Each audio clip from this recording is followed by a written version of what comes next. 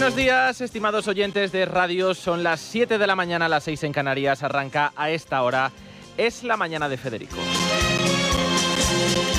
Reciban un cordial saludo de Daniel Muñoz en este viernes 22 de agosto de 2025. Hoy van a seguir predominando los cielos despejados en la mayor parte de España. De hecho, remiten los chubascos que estos días se han registrado en el Cantábrico y solo se mantiene la inestabilidad en algunas zonas del Mediterráneo. Tenemos avisos de color amarillo por tormentas en Barcelona, Tarragona, Alicante, Valencia, Murcia, Mallorca y Menorca. Las temperaturas suben ligeramente, ya se lo avanzábamos ayer, pero por lo general van a continuar en valores muy agradables. A esta hora en Madrid tenemos 17 grados, camino de los 33, la máxima nacional en Badajoz y Córdoba con 37, la mínima en Soria con 8.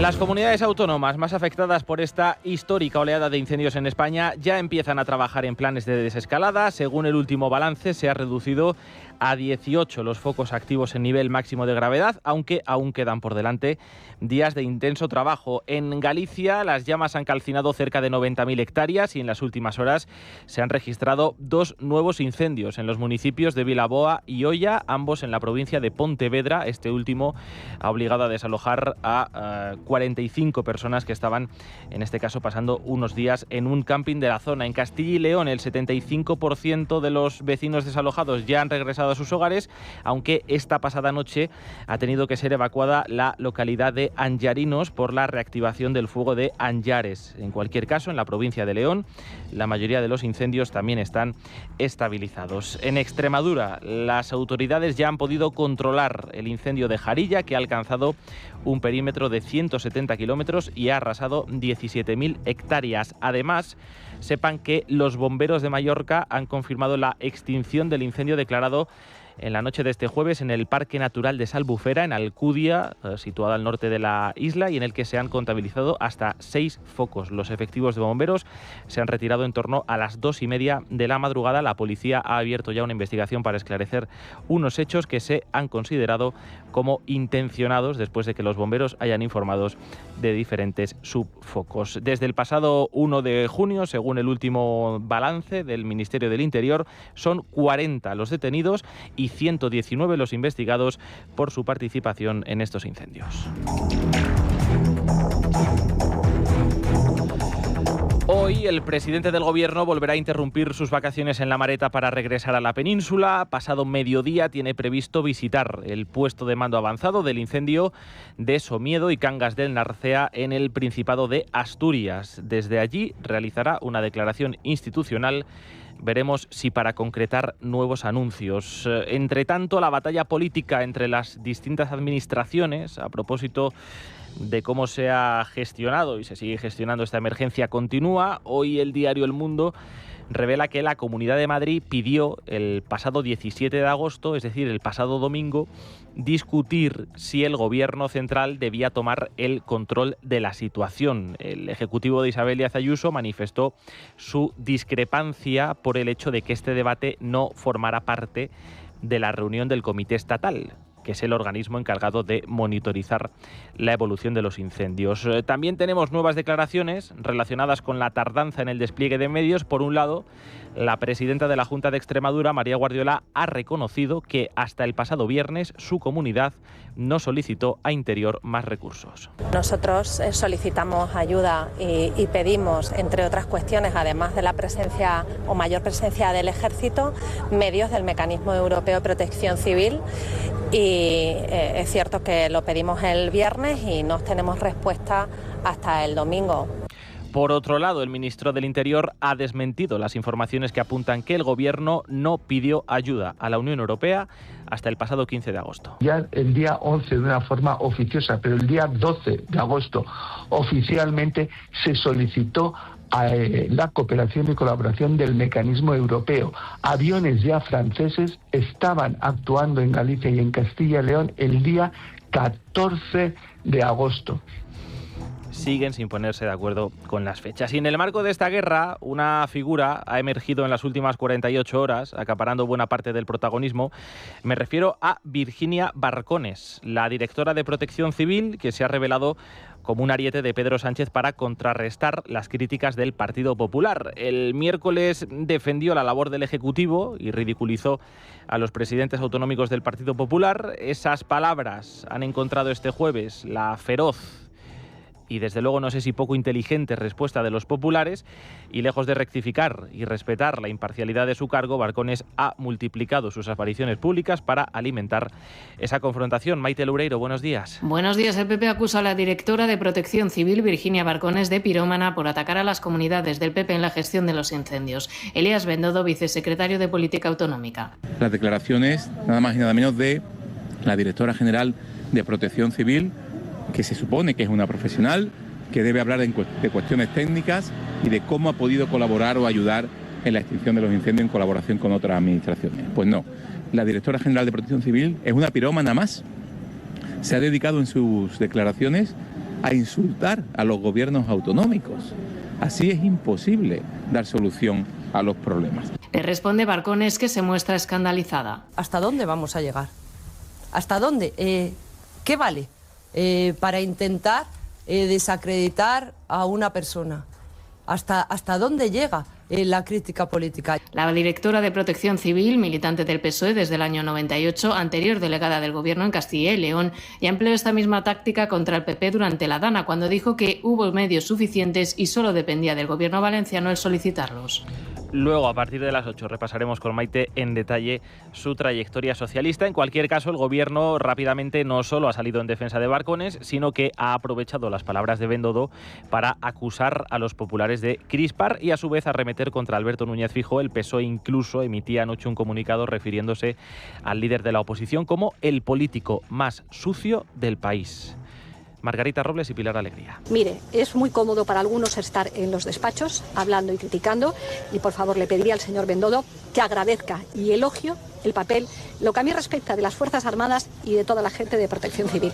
Bueno, yo creo que las palabras del señor Bendodo pertenecen al argumentario del Partido Popular. Un argumentario que, por cierto, suele estar siempre repleto de irresponsabilidad y de insultos. ¿Qué más quiere Moncloa que desviar el foco de las críticas hacia su gestión, de si por responsabilidad y ante la magnitud de los incendios no debió tomar el control? Por eso decía antes que no sé si el Partido Popular ha calibrado bien su respuesta. Evidentemente las declaraciones, y aquí lo comentábamos ayer, de Barcones son indefendibles porque es un perfil técnico que en ningún caso debe entrar en el barro político, pero si centras directamente en ella tus ataques y además lo haces de esa manera, utilizando determinadas expresiones, permites que el Gobierno la utilice como escudo, que es exactamente lo que ha hecho en las últimas horas. Al margen de la repercusión a nivel nacional, esta contienda también se libra en los territorios, especialmente en dos, Castilla y León y Andalucía, las comunidades que celebran elecciones autonómicas en los próximos meses. En Sevilla, la Diputación Permanente del Parlamento se reúne hoy para acordar la convocatoria de un pleno extraordinario en el que comparezcan varios consejeros de la Junta de Andalucía, y el PSOE quiere que lo haga también el presidente Moreno Bonilla. Mario Jiménez es el portavoz socialista. Bueno, pues le pedimos a la Fiscalía que investigue al gobierno de Moreno Bonilla por su irresponsabilidad y por su negligencia a la hora de encargarse de las tareas de servicultura preventiva y prevención de incendios. Creemos que este gobierno es responsable directo de lo que está pasando en Andalucía. Que el señor Moreno Bonilla se vaya de feria para echar la culpa de su irresponsabilidad al gobierno de España es una tomadura de pelo. También las Cortes de Castilla y León votan hoy la comparecencia del presidente Alfonso Fernández Mañueco, una citación que saldrá adelante porque el Partido Popular no tiene mayoría. Tamara Hernández. Y que el presidente hará gustosamente para dar explicaciones ante las Cortes en la fecha y hora que se le diga, así al menos lo ha asegurado el portavoz del Ejecutivo Autonómico. La Diputación Permanente aborda hoy a partir de las 12 del mediodía esa petición de celebración de una sesión extraordinaria del Pleno. Será la semana que viene para que comparezca fuera del periodo ordinario de sesiones a fin de informar a la misma sobre el operativo de vigilancia, prevención y extinción de incendios forestales puesto en marcha desde la Junta ante la grave situación que vive nuestra comunidad por estos fuegos. Carlos Fernández Carriedo. Y se convoca al presidente de la Junta de Castilla y León. El presidente comparecerá en la fecha y hora que se le diga y, por tanto, pues gustosamente dará explicaciones en ese momento y ese día ante las Cortes de Castilla y León. Declaraciones que llegan justo después de que Mañueco ya detallara a principios de semana que está siempre a disposición de dar explicaciones oportunas. Eso sí, su idea era hacerlo al final de esta campaña por el mes de octubre y no antes. En Extremadura, el PSOE va a pedir que se celebre un pleno monográfico para que rinda cuentas María Guardiola, y en Galicia centenares de personas se han manifestado este jueves en varias provincias pidiendo la dimisión del presidente Alfonso Rueda. En una de esas manifestaciones ha participado Yolanda Díaz, que ha recibido la respuesta del mandatario gallego. Necesitamos unha política de prevención de incendios ao longo de todo o ano. Necesitamos que os montes estén limpios. Necesitamos promocionar a gandeiría extensiva. Ter ovellas, ter cabras é clave para ter riqueza forestal, pero tamén para paliar o que estamos vendo hoxe. Me alegro mucho de que interrumpa sus vacaciones, que no las ha interrumpido en ningún momento. Vicepresidenta del Gobierno gallega, veranando en Galicia, y ahora ha decidido que sí que puede interrumpirlas para hacer una manifestación, cada uno que juzgue los comportamientos. Bueno, pues ya les adelanto que este cruce de declaraciones y reproches va a ir a más durante la próxima semana, dado que el PP ha citado en el Senado a 3 ministros y el Congreso debatirá otras solicitudes de comparecencia, solicitudes que no solo están relacionadas con los incendios, sino también con los casos de corrupción que afectan al Gobierno y sobre los que hoy tenemos novedades. Se lo cuentan Sergio Heras y Luis Díaz en el repaso por otras noticias que nos deja la jornada. Trasate e Ineco trasladan al juez de la Audiencia Nacional que investiga el caso Koldo, que pagaron a Jessica Rodríguez, la prostituta de Ábalos, 44.000 euros durante el tiempo que estuvo contratada en ambas empresas públicas. Cabe recordar que Jessica reconoció ante el Supremo en su declaración como testigo que no llegó a realizar ningún trabajo en ambas compañías. Hoy el diario La Razón publica además un nuevo audio de Koldo García en los que se evidencia la relación que este tenía con miembros de la Guardia Civil. En este caso, un bando de la Benemérita se quejaba de que el entonces director general del cuerpo no accedía a creerle la plaza en el extranjero que ambicionaba. O sea, yo no puedo creer en vosotros, yo no puedo creer en nadie. De verdad, Koldo, te lo juro por Dios, es que yo no entiendo nada. O sea, es que te tengo que llamar y decirte esto porque es que estoy indignada. O sea, estoy demasiado. Es una vergüenza. Vergüenza total. Así que, hijo, de verdad, qué hartura, qué harta estoy, ¿eh? Que cuesta dinero, que como no diga el presidente de gobierno, que bueno, que el ministro dirá, pero que luego todo se queda en agua borraja lo que dicen los ministros. Mientras tanto, en Navarra, el Parlamento Regional reclama a la Audiencia Nacional que le facilite antes del 15 de septiembre informes del caso Koldo para su comisión de investigación sobre las licitaciones y adjudicaciones de obras llevadas a cabo por el Gobierno foral. Más detalles, María Yuste, buenos días. Buenos días. El presidente de la Cámara Foral ha solicitado a la Audiencia Nacional los informes sobre el caso Koldo de cara a su comisión de investigación. En concreto, una Igualde ha pedido la copia de un atestado que la UCO aportó a la causa el año pasado y otro informe de la unidad especializada del mes de octubre.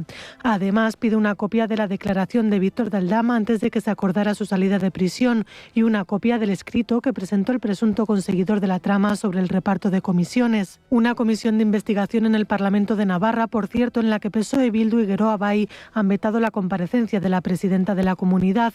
La socialista María Chivite sí tendrá que comparecer en el Senado junto a la ministra Elma Said, que era consejera de Hacienda de Navarra, a petición de UPN y con el apoyo de PP.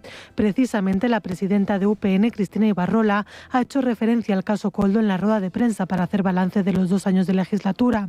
Dice que Chivite está acorralada por la corrupción y que no asume responsabilidades. Una presidenta débil y acorralada por la corrupción del caso Cerdán, que sigue sin asumir sus responsabilidades políticas y sin dimitir. Chivite hace como que la cosa no va con ella, como que Cerdán y Servinávar nada tienen que ver con ella.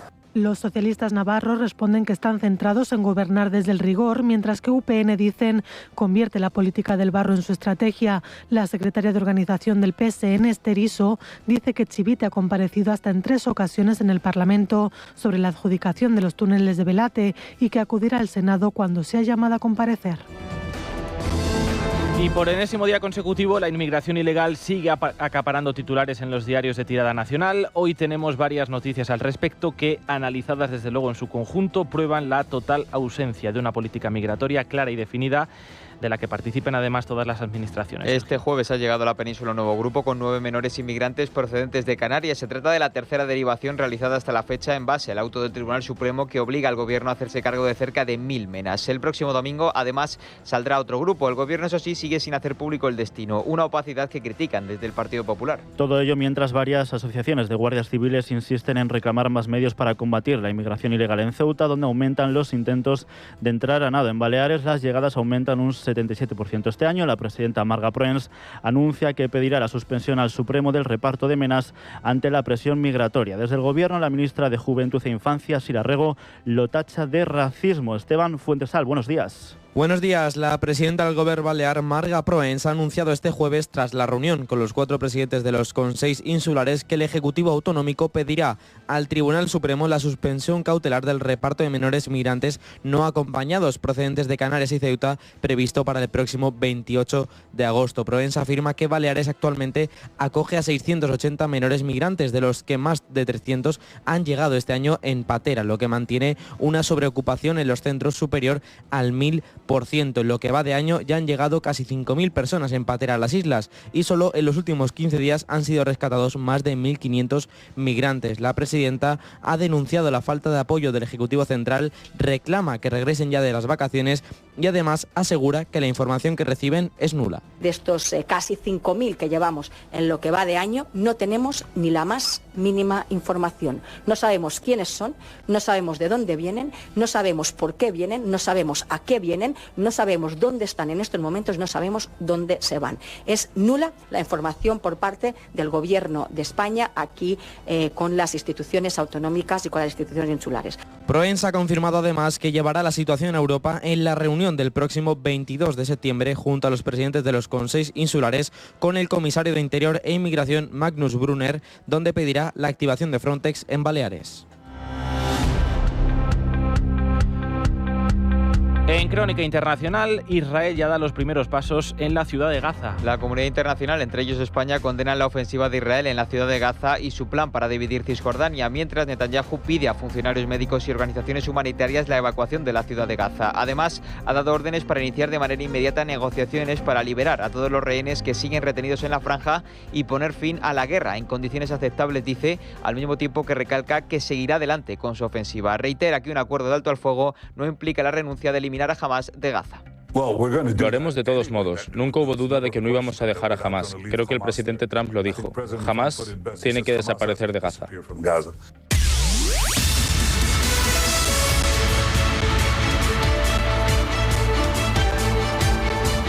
En deportes, hoy arranca la segunda jornada de Liga y el Rayo da el primer paso para meterse en la fase final de la Conference. Dani Blanco, buenos días. ¿Qué tal? Muy buenos días. Comienza la segunda jornada del Campeonato Nacional de Liga. Lo hace con el Betis Alavés esta noche a las 9:30 en la Cartuja. Recuerden que el Betis tiene todo el año obras en el Benito Villamarín, todo el año jugando en la Cartuja y quizá el año que viene también.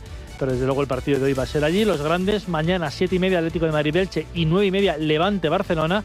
Y el domingo a las 9:30, Oviedo, Real Madrid. Además, ayer el Rayo Vallecano consiguió una importante victoria, 0-1, fuera de casa ante el Neman Grodno de Bielorrusia, partido que se jugó en Hungría a puerta cerrada. Y además también el jueves en Vallecas puede ratificar la clasificación para la Conference. Además, la selección española de baloncesto perdió 105-106 ante Alemania. Antes del partido, homenaje a Yul. Quiero dar las gracias también a mi familia, pues obviamente sin ellos hoy no estaría aquí y nada, desear también mucha suerte al equipo. Estoy seguro de que lo vais a dar todo y ya sabéis que bueno, los valores que conlleva vestir esta camiseta, ¿no? Y la responsabilidad que conlleva, pero creo que como un aficionado más seguro que estaré orgulloso cuando acabe el campeonato porque sé que lo vais a dar todo. Así que mucha suerte y gracias una vez más. La selección española juega mañana en Colonia, en Alemania, el segundo amistoso, el último, por cierto, antes del Eurobasket. Soy Radarbot, tu avisador de radares legal, y te traigo la información del tráfico. Radarbot es la aplicación 100% española que nos avisa de todos los radares cuando nos ponemos al volante y que además mira por nuestros bolsillos porque nos libra de esas desagradables multas que recibimos de manera totalmente inesperada cuando regresamos de viaje. Así que si no quieren sorpresas, descárguense ya gratis Radarbot desde la tienda de aplicaciones. Matías Medino, ¿qué tal? Muy buenos días. Buenos días, Dani. ¿Qué tráfico presentan a esta hora las calles de Madrid? Pues a esta hora en Madrid hay tráfico muy lento en la M30 desde Puente de Vallecas hasta Ventas por las obras del soterramiento de la arteria en esta zona. En el centro de la ciudad el tráfico es fluido, a excepción de los cortes en el Paseo de Extremadura, Atocha y Avenida del Mediterráneo, algunas retenciones en el Paseo del Prado, Recoletos, Castellana, Alcalá, Gran Vía y Princesa, y tráfico algo más lento en O'Donnell, Delicias, Santa María de la Cabeza y Embajadores. Recuerden además que continúan los cortes en Conde de Casal y en el tramo Sinesio Delgado, Nudo Norte, en la Castellana, ambos por obras. Y comprobamos ahora cómo se circula en el resto de carreteras españolas. DGT, José Antonio Pedrosa, buenos días.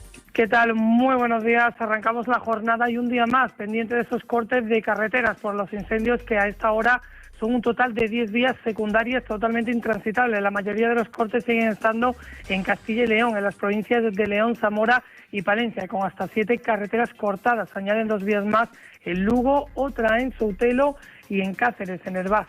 Ya al margen de ello, está cortada la carretera 23 a su paso por Teruel, sentido Zaragoza, por accidente, por lo que van a encontrar el desvío por la Nacional 234 y también van a encontrar tráfico lento ya en Toledo, la A4 en Cerceña, hacia Madrid. Radarbot te ayuda a disfrutar de una conducción tranquila, segura y sin multas.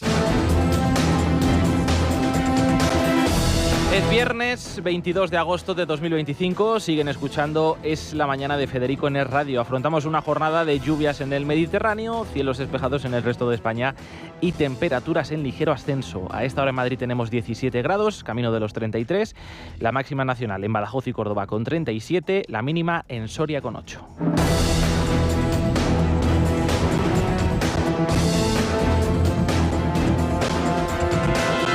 Recordarán, porque no hace tanto, que una de las polémicas artificiales, es cierto, pero polémicas al fin y al cabo de este verano, ha tenido como protagonista al municipio murciano de Jumilla. Antes fue Torrepacheco y luego Jumilla. Todo empezó a raíz de que Vox reivindicase que gracias a ellos se había vetado una celebración islámica en este municipio.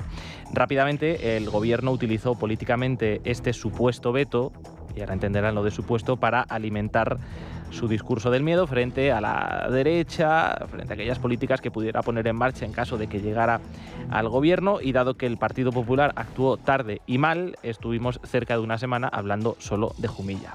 En realidad, lo único que ocurrió fue que el ayuntamiento, gobernado por el Partido Popular, sacó adelante una iniciativa que reservaba los espacios públicos deportivos a actividades relacionadas con el deporte y, por tanto, de ningún otro tipo. A día de hoy, por cierto, no se ha dado carpetazo a este asunto porque el Ejecutivo envió un requerimiento al Ayuntamiento para que revocara esa decisión so pena de impugnarla ante el Tribunal Constitucional. Le dio un mes de plazo para hacerlo y, que conste, todavía no ha tomado una decisión al respecto, con lo cual entiendo que esa decisión sigue en marcha. En las últimas horas ha ocurrido algo casi idéntico, también en Murcia, pero esta vez en la localidad de Las Torres de Cotillas. Ayer, a través de Facebook, Vox, que gobierna en coalición junto al Partido Popular en este municipio, presumió de haber conseguido la cancelación del rezo islámico en un polideportivo. Y utilizó como argumento que el Partido Popular lo había autorizado sin los permisos correspondientes ni el abono de tasas. Bueno, pues como en Jumilla, el alcalde del Partido Popular se ha visto obligado a emitir este jueves un comunicado para desmentir a su propio concejal de Vox, explicando cómo sucedieron los hechos. Y los hechos son los siguientes. Una comunidad islámica presentó una propuesta el pasado mes de julio, el día 11, creo recordar.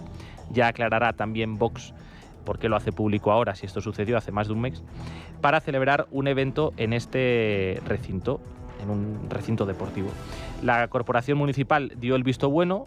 Más tarde, esta comunidad pidió ampliar el horario y hacer uso de esas instalaciones también por la tarde, y dado que en julio y agosto, explicó ayer el alcalde, este espacio cierra por las tardes, se denegó la autorización, el grupo retiró su petición porque con esas condiciones entendía que no le merecía la pena seguir adelante, y ahí quedó la cosa, como cualquier gestión más entre un particular y una administración. Bueno, El Partido Popular de Murcia emitió ayer también un comunicado acusando a Vox de mentir para sacar rédito político. La Federación Islámica también ha desmentido incluso que se tratara de un rezo, decía que se trataba en este caso de una conferencia, pero como en Torre Pacheco o en Jumilla, el Gobierno no ha tardado en aprovecharlo. Hemos mantenido una reunión a través de la delegación del Gobierno de Murcia con las distintas entidades y asociaciones que trabajan con migrantes sobre el terreno. Queríamos hacer un seguimiento de los gravísimos acontecimientos que tuvieron lugar al inicio de este verano en Torre Pacheco, también con otros episodios que se han ido sucediendo, como por ejemplo el de Jumilla o el de las Torres de Cotillas. Creíamos que era importante saber qué estaba pasando y cómo pues muchas veces esos discursos de odio fomentados por la ultraderecha con la connivencia del Partido Popular están generando un caldo de cultivo muy preocupante. Presumía ayer el concejal de Vox en este municipio de las Torres de Cotillas, que donde Vox gobierna no hay sitio para incumplir la ley. Bueno, pues a la luz de los acontecimientos, a ver si ahora que se ponen tan ufanos, también, si es posible, donde Vox gobierna no haya sitio para la mentira y para el bulo. Es la mañana. Es radio.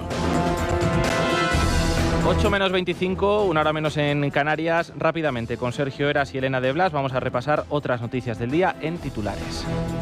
El Consejo General del Poder Judicial abre otro expediente al juez Peinado, instructor del caso Begoña Gómez, por dejación de deberes en un caso que archivó. La investigación parte de una queja promovida por el diputado socialista Guillermo Hita al no prorrogar en plazo una causa abierta contra un alto cargo del alcalde de la capital que fue solicitada por Más Madrid y Podemos. Desde el PSOE de Madrid, su portavoz Mar Espinar habla de empecinamiento por parte del magistrado en la causa contra la mujer del presidente. La habilidad del juez Peinado para filtrar titulares en determinadas instrucciones y desviar así la atención cuando la gestión del Partido Popular se tensa es solo comparable a la habilidad que tiene para que se le pasen los plazos en determinadas instrucciones.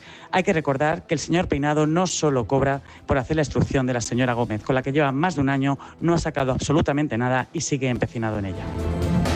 También el Consejo General del Poder Judicial ha abierto diligencias contra la jueza de la Dana tras las quejas de la exconsejera valenciana investigada, Salomé Pradas, y del exsecretario autonómico de Emergencias, Emilio Argüeso, por haber invitado a su marido durante la instrucción.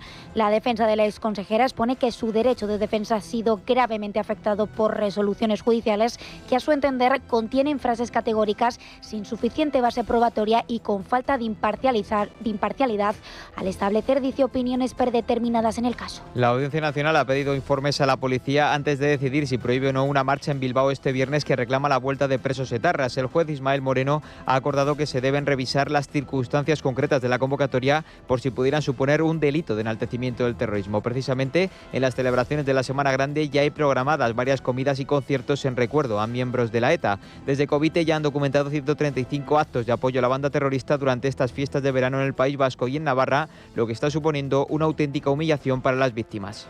Aumentan las agresiones a guardias civiles en acto de servicio. Cada día en España, hasta 3 agentes sufren agresiones y faltas de respeto durante su jornada laboral.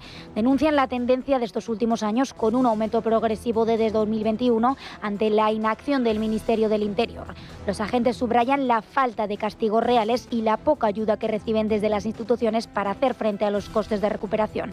Deben trasladar la situación que atraviesan el Parlamento Europeo. Después de que varios socios de investidura, como la Esquerra o Junts, alerten al Gobierno de que están muy lejos de tener un acuerdo presupuestario, el PP impulsa una proposición no de ley en el Congreso para forzar una votación simbólica y que la Cámara Baja inste a Sánchez de forma urgente a presentar las cuentas, algo que no ha ocurrido en los últimos 2 años. Entre tanto, el Gobierno tiene la intención de aprobar la quita de deuda en septiembre para allanar el camino de los presupuestos. Autonomías como Aragón y Valencia, que se verían beneficiadas en 2.100 millones y en 11.000 millones de euros respectivamente, se oponen a lo que califican como una trampa del Gobierno. Escuchamos al consejero de Hacienda de Aragón, Roberto Bermúdez de Castro, y a la vicepresidenta valenciana, Susana Camarero. Te da toda la tramitación parlamentaria, te da a ver cómo queda, te da a ver si nos dejan opinar o no. Que nosotros creemos que la condonación de la deuda, de los tipos, de la forma de pago debería estar dentro de la reforma del sistema de financiación, y todo lo demás son concesiones a Esquerra para conseguir que se aprueben los presupuestos y seguir en el Gobierno unos meses más. Nosotros vamos a reivindicar, como hemos hecho siempre, esa reforma del sistema de financiación, que la Comunidad Valenciana deje de ser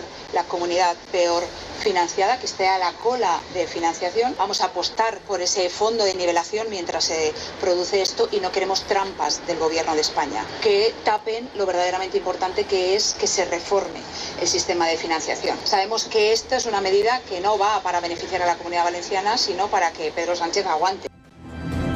El PP acusa al Gobierno de llevar al sistema sanitario al colapso con una convocatoria insuficiente de plazas MIR con tan solo un 3,5% más de plazas para 2026. El Ministerio de Mónica García solo aumentará 36 plazas para médicos de atención primaria cuando hacen falta unas 4.500. La vicepresidenta de Sanidad y Política Social de los Populares, Carmen Funes, ha instado a Sanidad a que asuma de una vez sus responsabilidades. Las vacaciones de verano en España son cada vez más cortas y caras. Según un último estudio, los españoles han recortado su descanso estival en 2025 a menos en 2 semanas y con un presupuesto de apenas 1.700 euros, 300 euros menos que la media europea. Además, tan solo el 10% de personas en nuestro país podrán estirar su verano 3 semanas o más y 1 de cada 5 afirma que no viajará el año que viene por las limitaciones económicas. Vox pide declarar al cártel de los Soles vinculados al dictador Maduro como organización terrorista en el listado de la Unión Europea. El partido de Santiago Abascal ha registrado una proposición no de ley en el Congreso y asegura que es un grupo criminal transnacional vinculado al narcotráfico, secuestros o asesinatos. Por otro lado, las reacciones en Venezuela por el despliegue militar estadounidense para frenar el tráfico de drogas nos han hecho esperar. Nos lo cuenta nuestro corresponsal en Iberoamérica, Martín Higueras. Buenos días. Siguen las reacciones desde Venezuela ante los movimientos militares de Estados Unidos, que ya ha declarado estar preparado para usar todo su poder para frenar el flujo de drogas hacia su país con la movilización de fuerza militar en el sur del Caribe. Una de las últimas declaraciones fue la de Diosdado Cabello, vicepresidente de la dictadura, que claramente nervioso volvió a protagonizar un programa de televisión en el que señaló que aquí no va a pasar nada y que todo parte de una guerra psicológica que busca fracturar al gobierno. Además, lanzó una serie de acusaciones y teorías de la conspiración, algo más que acostumbrado en las autoridades chavistas, y amenazó a quienes verían con buenos ojos cualquier tipo de intervención militar estadounidense. En ese sentido, se refirió a María Corina Machado como parte de una estrategia preparada desde Estados Unidos. Una semana donde el extremismo venezolano, liderado por María la Chic Flada Machado, en coordinación con algunos supremacistas de la derecha estadounidense, están alimentando la última arremetida contra nuestro pueblo. Definitivamente no nos perdonan nuestra decisión de ser un pueblo libre, digno y soberano. El profundo y visceral odio que tienen contra la revolución bolivariana los está empujando a las acciones más terroristas y violentas. Por otro lado, las Naciones Unidas ha pedido tanto a Estados Unidos como a Venezuela mucha prudencia para así rebajar la tensión que se está viviendo en esa zona de la región. El expresidente colombiano Álvaro Uribe ha reaparecido públicamente tras ser liberado por el Tribunal Superior de Bogotá del arresto domiciliario al que fue condenado. El acto ha tenido lugar cerca de Medellín, donde el exmandatario se ha mostrado muy crítico con el actual gobierno de Gustavo Petro por su apoyo a la dictadura de Maduro. También tendió puentes con Estados Unidos y su gestión con respecto a Venezuela, mostrándose convencido de que su partido ganará las elecciones previstas para el año que viene en su país. Nosotros vamos a ganar tranquilamente. Nosotros no vamos a decir fuera, vamos a decir adentro democracia. Donald Trump señala que Ucrania necesita jugar al ataque si quiere tener alguna posibilidad de victoria frente a Rusia. Por su parte, Zelensky ha afirmado que está listo para mantener una reunión con Putin para negociar la paz, pero exige conocer antes las garantías de seguridad para Ucrania. Unas negociaciones en las que Trump ha dejado entrever un cambio de estrategia si en 2 semanas no se han presentado avances. Le escuchamos. Bueno, lo diré en 2 semanas de una forma u otra. Después de eso, tal vez tendremos que tomar otra decisión, pero ya veremos, lo sabremos muy pronto. Es La Mañana de Federico. Luis Fernando Quintero, muy buenos días. ¿Qué tal, Dani? Muy buenos días. Vamos con los principales titulares de la prensa económica. Y vamos con la Comunidad de Madrid y Libre Mercado porque llevamos 2 informaciones muy interesantes y que merece la pena echar un vistazo. Madrid logra el milagro Laffer en el IRPF, recauda más bajando los impuestos. La región de Isabel Díaz Ayuso subió los ingresos por IRPF hasta los 14.245 millones de euros en el tramo autonómico. Y esto es lo que tampoco le gusta a por ejemplo, los nacionalistas o los separatistas en Cataluña. ¿Qué es esto de que Madrid baje impuestos? ¿Cómo es posible? Bueno, pues es fácil, es sencillo. Apliquen medidas liberales, bajen ustedes el gasto, empiecen a bajar impuestos, conviertan su comunidad autónoma en una comunidad autónoma atractiva para la inversión, empezarán a llegar empresas y ustedes terminarán recaudando más. Laffer funciona, no es ningún milagro aunque lo parezca, pero hay que ponerle ganas y intención. Y es verdad que a un político decirle que reduzca el gasto parece que es como pedirle un imposible, ¿no? Otro sorpaso más. Madrid ya supera a Cataluña también en startups. Es otra de las informaciones que tenemos en Libre Mercado. Tiene asimismo más renta, más PIB, menos criminalidad y mayor número de turistas. La capital que Cataluña ha superado en absolutamente todo. Y eso que hasta hace pocos años Cataluña seguía siendo la locomotora de España. Esto ya no es así. Y sobre todo el declive comenzó en 2017. Esto estaría muy bien que muchos de los que sostienen que es necesaria la separación y muchos de los que sostienen que España, lo que está haciendo el resto de España es perjudicar los intereses de Cataluña, el famoso España nos roba, que observen cómo le ha ido a Cataluña desde que arrancó su senda separatista independentista radical desde 2017. Rápidamente, los titulares de la prensa que se edita en papel. En expansión, la Unión Europea y Estados Unidos firman finalmente el acuerdo para el arancel del 15%, pero mucho ojo porque afecta a todos los productos originarios de la Unión Europea, también al vino y a los espirituosos. Mucho ojo también al mercado del automóvil, tan importante en países como España, donde los coches y los componentes van a tener un arancel no del 15%, sino del 27,5%, aunque podría bajar en el futuro. Además, la Unión Europea se ha comprometido a que nuestras empresas inviertan 600.000 millones de euros en Estados Unidos. Este es un acuerdo que es esencialmente perjudicial para los intereses de la Unión Europea. Hay que decir que también lo será para los intereses norteamericanos, pero nos dicen evita una guerra arancelaria. Esto es sencillo, me rindo y por lo tanto no tenemos guerra, que es lo que parece que ha hecho la Unión Europea. Más asuntos también importantes en El Economista, diferencia mínima entre el bono alemán y el español desde Lehman Brothers. La brecha de rentabilidad es solo de 55 puntos básicos, sobre todo porque ha subido la alemana, más que porque haya bajado la española. Y en 5 días el alza de vivienda se come la rebaja de los tipos de interés. Es de nuevo el drama de la vivienda, los tipos de interés han vuelto a unos niveles extraordinariamente cómodos para los hipotecados. El problema que tenemos es que la vivienda sigue disparada. Las gallinas que entran por las que salen. Claro, y si mantenemos un mercado de la vivienda donde se sigue restringiendo la oferta y sigue incrementando la demanda, los precios no van a dejar de subir. A las 9 te espero. Aquí estamos. Ustedes se quedan con la información de su comunidad y nosotros a las 8 regresamos. Es Radio.